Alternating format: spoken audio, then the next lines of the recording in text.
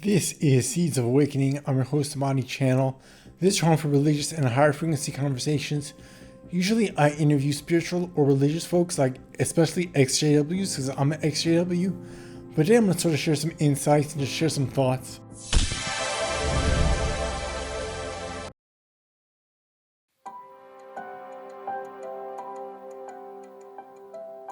So I've been interviewing more Jehovah's Witnesses recently. I didn't start the channel out that way for various reasons. I wanted to interview very different healers, channels, ex-Mormons, folks like that, folks with dark experiences, addictions, therapists. So I've interviewed folks. I interviewed a converted Jew, and so you just get at different people's experiences, and I think I've done a good job of highlighting that. But as I've been online, I recently noticed that there have been a lot of ExJW content and folks who are leaving the JWs or the Jehovah's Witnesses. If you didn't know, I'm a Jehovah's Witness, or I was Jehovah's Witness. Spent the first 15 or 20 years, about 15 maybe, now that I'm kind of reviewing the information.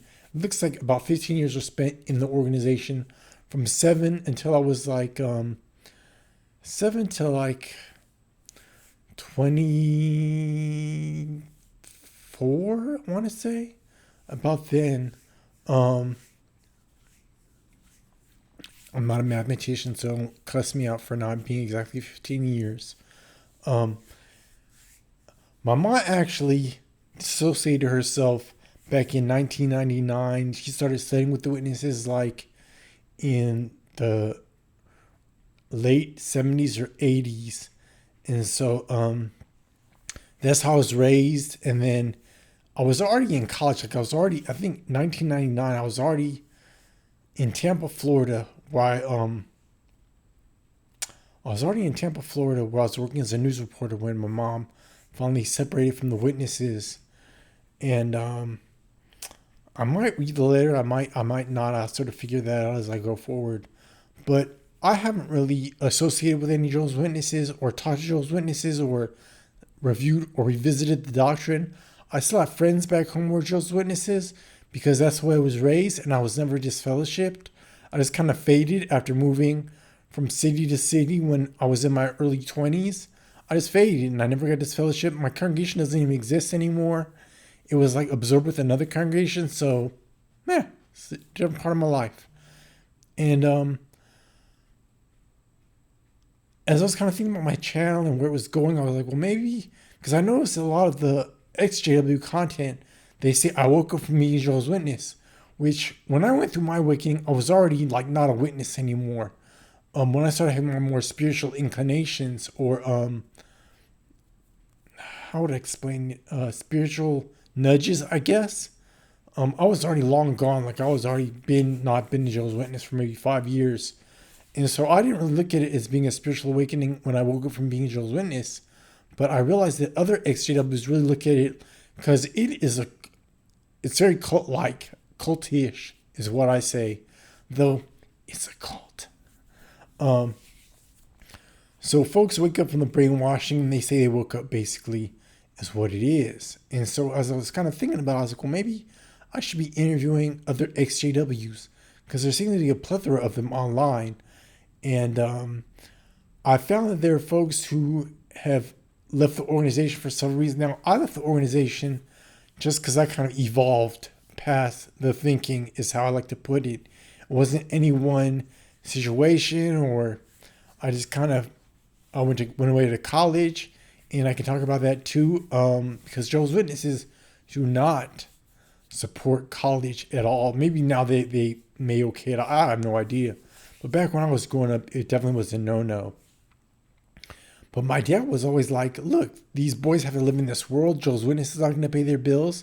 If they want, he didn't push us to go to college, but it was always an option for us to go to college. When my dad worked for Stanford University when I was of college age, and part of their benefits paid the tuition for his children. And so even out-of-state tuition was covered.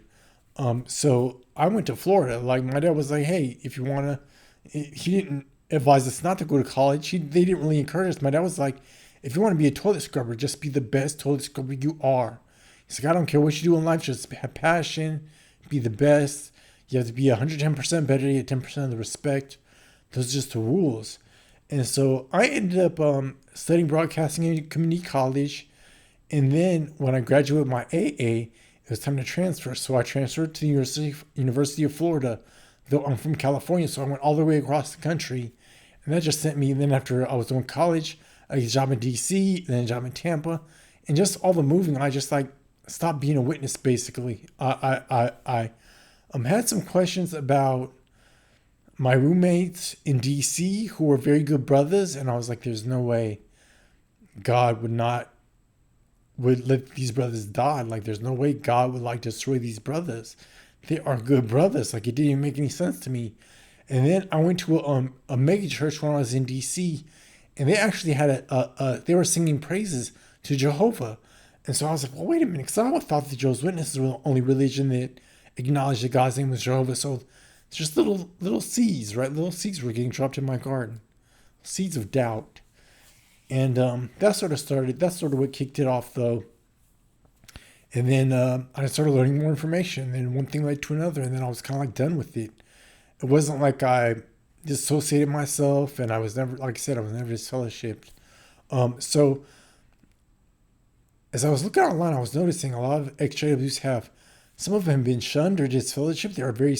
They can be very psychologically damaging for people, not to be able to talk to their families, in their community, really, being kicked out of their community. There are people who have committed suicide because of the shunning. There's that factor. There are people who've lost friends and family members to suicide because of the shunning. There are people who have questioned the religion because of all the changes that the leadership of the organization have made recently and in recent years. It's now okay to wear a beard. So when I was a teenager, beards were heavily frowned upon. Like, the brothers gave me hell for having a beard. And there are CSA cases, like there's the Australian Royal Commission. Look that up, Australian Royal Commission and Jehovah's Witnesses. Just put in Google right now if you have any questions about it. Some very damning activities, and because of certain loopholes, because of the rules, a lot of times these acts go unreported to authorities, and that's caused people to question their allegiance to the Watchtower Bible and Tract Society. I'll say that, not to Jehovah, but to the Watchtower Bible and Tract Society, which is the corporation over JWs. People feel like the governing body or the leadership of Jehovah's Witnesses is not as honest and have been deceptive in their practices over the years for various reasons. So there are numerous issues that I've learned recently. So I told myself that I would kind of look at the engagement and see how people engage with the interviews, and then I make a decision on if I want to continue or not. And I have some other interviews. Like I interviewed a meditation expert recently who he gives a nice little meditation in the interview, actually. I have some other content that I can publish, but it seems like the community definitely appreciates the stories. They appreciate the content, and so I will probably continue to publish it.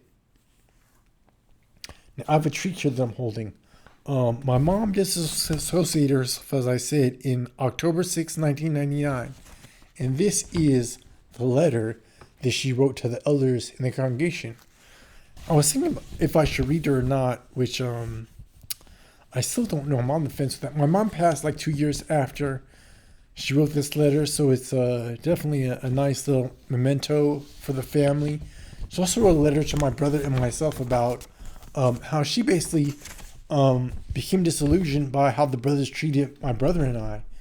And so the brothers were critical, but I can't say that I could remember the brothers being any less critical of us than anyone else. Like, I don't really remember that, but it affected my mom to the point where, because she noticed the unloving acts of the leadership of our congregation, the elders, that she decided to wash her hands of Joe's witnesses. So, yeah, that's the letter my mom wrote to my brother and myself, and then she also included the letter that she sent to the elders of the congregation. So yeah, definitely, there's some challenges I've been watching several channels and I watch content regularly now. And I hopefully that you find closure for those of you who have been traumatized. Hopefully the Watchtower Bible and Tract Society will acknowledge and change their ways. I was watching Isaac, what's his last name?